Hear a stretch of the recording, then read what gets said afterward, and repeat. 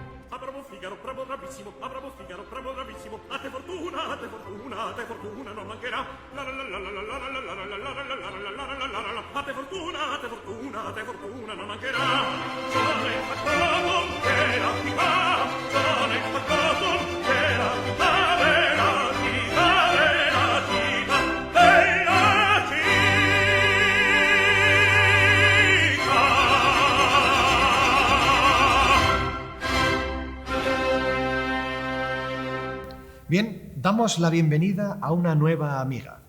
Dinos, por favor, ¿cómo te llamas y qué instrumento tocabas? Me llamo Yune y toco el violonchelo. ¿Qué decimos? Hola, Yune. Bien, hechas las presentaciones, ¿por dónde íbamos? Sí, Amaya nos estaba contando los progresos que ha hecho los últimos meses. He abierto un perfil en LinkedIn con mi currículum actualizado y voy a analizar qué sectores demandan más mi perfil para cursar un máster monográfico sobre el tema.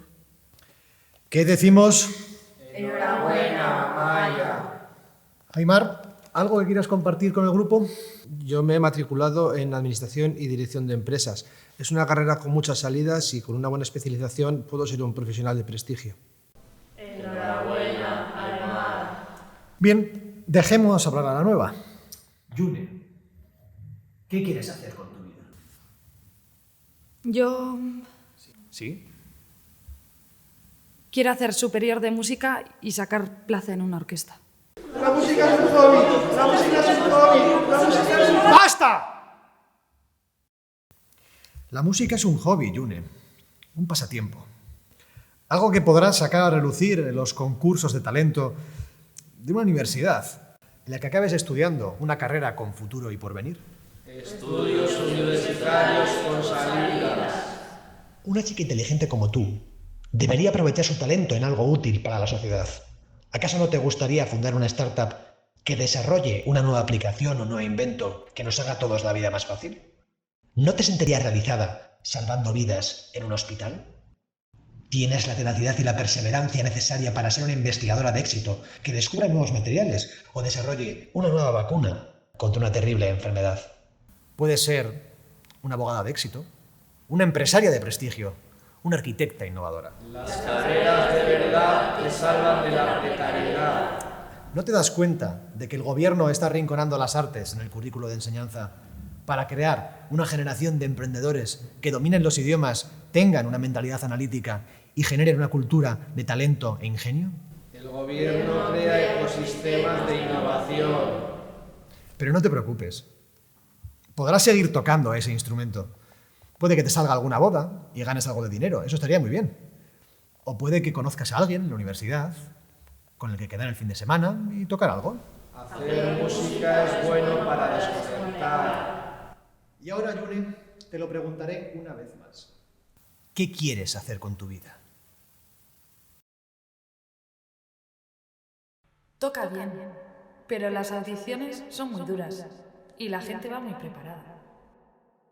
Es mejor que antes hagas una carrera, por si acaso no te cogen. ¿Música? ¿Acaso te quieres morir de hambre? Queremos lo mejor para ti. Haznos caso. Quiero hacer música.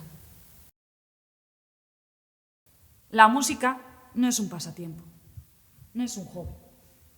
Es una profesión dura, exigente, como cualquier profesión puede llegar a ser. Pero ¿sabéis qué os digo?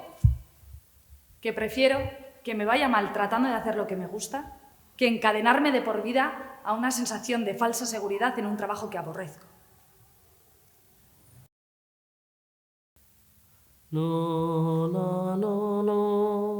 Adrián, ¿qué crees que estás haciendo?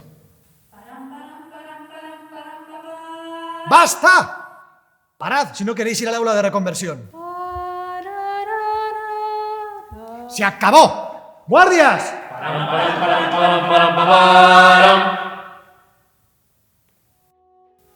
Tranquilos, vamos a calmarnos un poco.